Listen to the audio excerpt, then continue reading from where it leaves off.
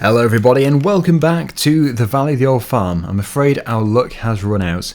The weather has turned into England's weather at the moment. It's just rain after rain after rain.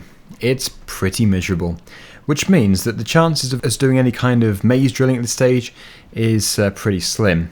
It's not a massive problem for us because luckily we did manage to get all the fields, well most of the fields drilled at the beginning of spring, which is fantastic.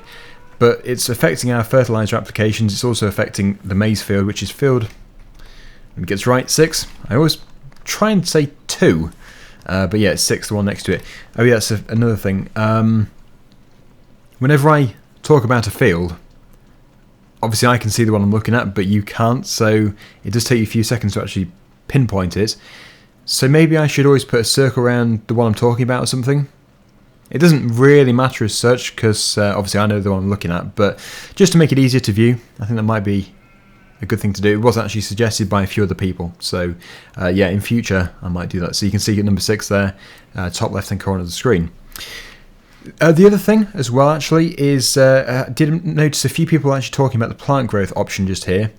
Some people said your crop's never going to grow because they're switched off. Well, it's always off in seasons. Just thought I'd clear it up. And so is plant withering. You can't actually change those options. So I just thought I'd say, just to clarify it. But yeah, thank you for your comments anyway. So today is, well, not looking great. How are the animals doing? That's the question. They're usually doing alright. Yeah, they're doing fine. So, I don't know. We kind of just feel like sleeping. We could go and get a drill ready, a planter, a maize planter, so that we can prepare for actually planting field number 6. However, that field does need to be cultivated as well. Obviously that's not going to happen, way too wet. But we can go and buy the planter at least. It's the kind of field which is actually more worth leasing a planter for, since it is just one field, and the profits from it will not be more than the expenses for buying the drill, or the planter. But if you think about it long term, we'll do more fields, so in the end, oh crikey, that's not a good way of driving. In the end, we will make more money. Now thankfully it looks like the rain is stopping, but the ground is still wet. You can see the wet symbol to the left of the weather type there, and the temperatures. I would say it will dry out today if it doesn't rain again, but it'll be much later. So we probably are just going to have to go and grab a drill, get it all ready, and then go out in the afternoon cultivating and planting. This is obviously temperature dependent as well. We're currently at 7 degrees ground temperature, which is very good.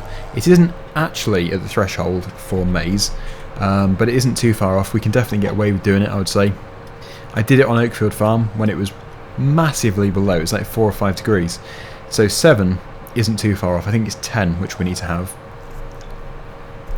So that's the plan. It's to hopefully start land work again later. But it is all weather dependent, fully weather dependent, and it might go pear-shaped again. We'll just have to see. We do have a weather forecast which we can look at, and actually that is looking perfect. That couldn't be better. Sunshine every day, a few clouds around tomorrow, but yes, that is really good. So we're going to do this. We're going to buy the planter. It might take me about a decade to decide which one I want, as you know what I'm like when I'm buying stuff. Very decisive. But yeah, we should be coming home with one at some point in this generation. Any cars? Yeah, there is. I've still got my steering wheel sound. I've still got on a high degrees of rotation. I had a huge response actually from people who still wanted me to keep the sound in, and well, it was overwhelming really. So I should do. I should keep it in. Let's just jump out the tractor, go and speak to the sales manager. See what deals they can do for us. Any sales on? I don't think so. I think the sales are fairly rare anyway. But yeah, let's try and choose the most suitable one for us. Just before I do start, let me just confirm this can't do maize. No, it can't. Okay, so that's good that I checked. Pretty sure it can't anyway. No, the corn symbol isn't there. So we could go for this coon planter 3R12. We could also go for not that. How much is that? 54,000. That's not too bad. And then we're looking for something like this one here after that. That is 61,000. So yeah, it probably will be the coon actually. This one here. Couple up with this, we have to use the AGCO 1500, which is weight, or the SB 1600, which I think is also a weight. So yeah, technically we don't really need to have any other implement as such, just a weight, which is recommended. But even this this Fendt probably doesn't require one. Another good thing about it is it looks like we can actually fertilise at the same time. Right, so it's going to have PTO. I think everything else is going to be fairly self-explanatory. Let's jump out, get everything attached, and we'll refill it and everything. I think it's going to be okay for weight, let's just see. Yeah, this tractor is huge. It only actually requires 100 horsepower. This tractor is 240. In fact, it really is a perfect tractor for the farm. It will be able to do pretty much anything we throw at it. I did say we're not going to go over 300 horsepower, but to be honest, after looking at this tractor, I don't think we need to go over 240. I think this can always be the biggest one we have. Okay, any traffic? No, that's good. And I'll see you back at the yard, because it's going to be a fairly long trek back down here again. But the sunshine is out, it's drying up nicely, the temperature's rising, and I've almost hit a businesswoman. I kind of did. I'm sorry, she didn't seem to mind. I know what caused the accident. It was my lack of beacons. Yes, that will do. What a perfect excuse.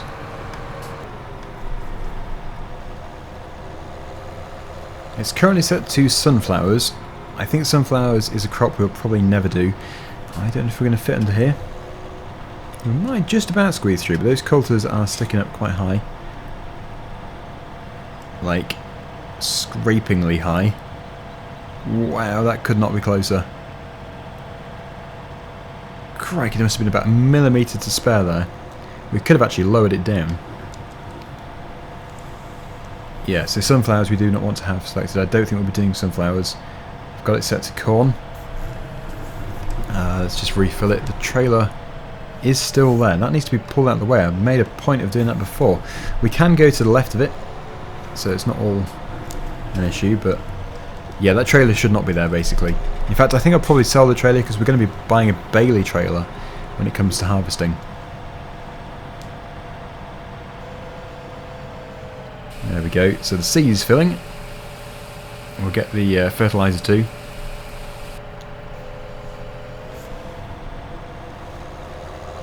Fertiliser is just around here. I suppose one good thing about the rain is it's going to be washing the tractors. And it's amazing, the forecast is almost looking like the UK's forecast. We've had all this rain, and finally, next week at least, it's now looking like it's going to be nice and sunny. It's almost scarily similar. 21 degrees. Yeah, look at that. We've got Tuesday 13 degrees, and then Wednesday 21. That's as erratic as the forecast here. Good. That's all ready to go. If only the land was. Of course, yeah, we have to cultivate first anyway, so I'm just going to park over in the sunshine. It's only 7 degrees, so we'll try and warm the air up in the cab for when we get back into it. Get nice and toasty. There we go. I think the animals are going to be fine for today. Power food we're going to do after harvest. Silage we're going to do soon. I do need to do a silage cut, but that'll probably be after the second application of fertiliser. And straw, again, it's going to be after harvest. We could buy straw, as I mentioned in the previous episode, but I really can't see the benefit of it because it would be so expensive. Oh no. You have to close the door from the inside. Good. I've left the engine running. Good. Deja vu. Right. Let's go and find, where is it? Where is my other tractor? The New Holland TM190. Yeah. This tractor no longer needs to be set up like this because we've actually finished all the drilling. It is just the planting that we have to do. So if we can take the PTO off. There we go. And that's down, so we can drop that off too. in. We'll also take the hopper off. Probably put that in here. Because that's not going to be used again until next year, or possibly the autumn. We'll put the oilseed rape in the autumn. But we'll keep it out of the way. There we go. And this tractor can be used for the cultivating. I'm hoping we can still cultivate when it's wet, because it's not... It is the middle of spring, so technically the sun should dry it out fairly quickly. It's just the drilling I will never do if it's wet. I left the cultivator up here. It should still be attached to the slurry tank. We can use it as just a cultivator, or we can inject. Now we don't, as I've already said, we don't actually need to slurry inject. I'm just wondering if it will still act as another layer of fertiliser, like layer 2 straight away. That is where I'm a little bit confused, because we could technically be wasting our time, or we could be doing good. I'm going to look into it and see if I can find out any information. Yeah, okay, so I can't actually find any information as such about this. If anybody knows if you can inject or dribble slurry on the same day, that's the crucial part here, the same day as also applying fertiliser, then please do let me know. I know that if you do it on a different day, then chances are it will work as a different application. The main thing about it is that we are doing it on the same day. So I'm not going to risk it, because we could potentially really waste our slurry and time, actually, because it would take much longer to do with the slurry injector, or with the slurry tank. I'll have to keep coming back to refill it, and also it'll be slower because it's so much heavier.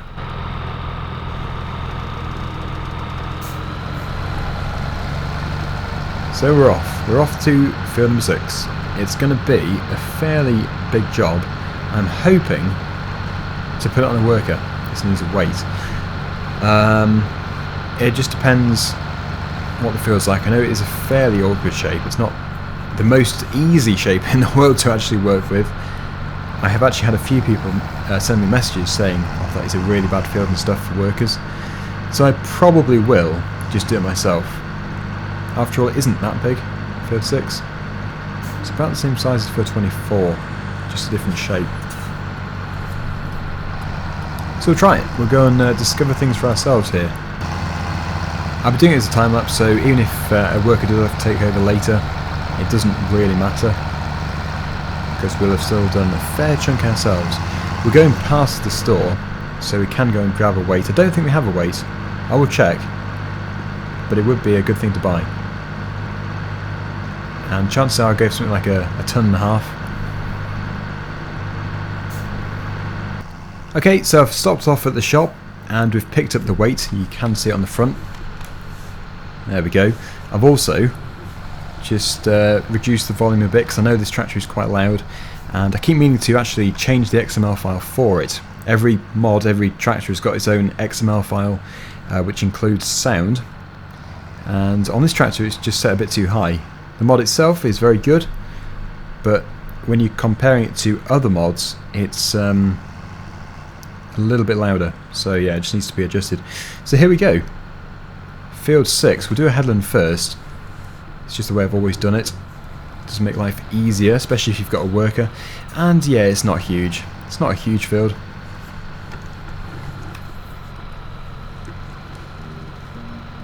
And actually, our cultivator is fairly big. And off we go. Get those beacons off. And we should be done in no time at all.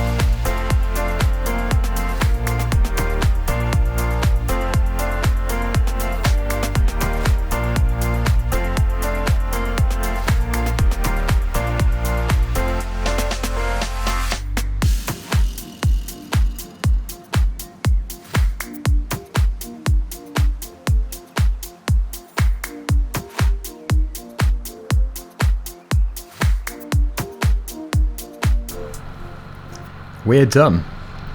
Now luckily the ground has actually dried out fully, so we can come back here and plant it straight away. It's a good job I set the tractor up. It's going to take us a little while just to head back to the farm, as it's quite a long way from here. But yeah, we'll be able to finally say that all of the crops are in the ground for this year. As I said before, this is probably the primary year for us anywhere on this map, as we're taking it so slowly. After all, we started in the spring, it's only mid-spring now, we're on episode 10? Are we on episode 10 already? I think we might be, you know. Cracker, the brakes are... the brakes are non-existent. I honestly swear that I was actually stopping them. These people just stroll out in front of you and don't really care. Yeah, I'm amazed that we're on episode 10. The time really does fly. So we're heading down here. Better watch out for people on the crossing again. I suppose I've got to remember that we've got a lot of weight here. So if someone does cross in front of you, it's going to take a while to stop.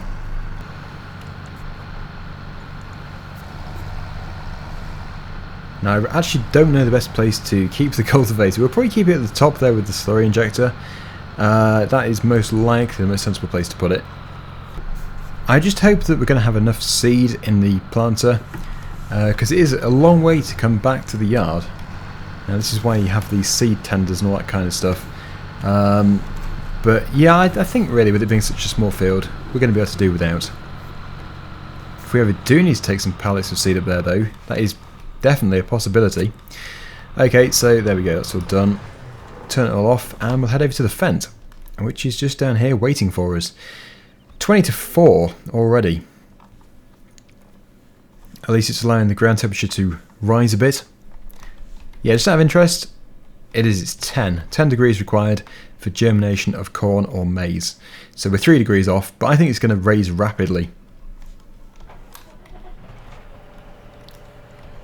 I think, as well, this planter isn't too heavy, especially compared to the cultivator. So let's begin. Let's begin the huge journey over to the field.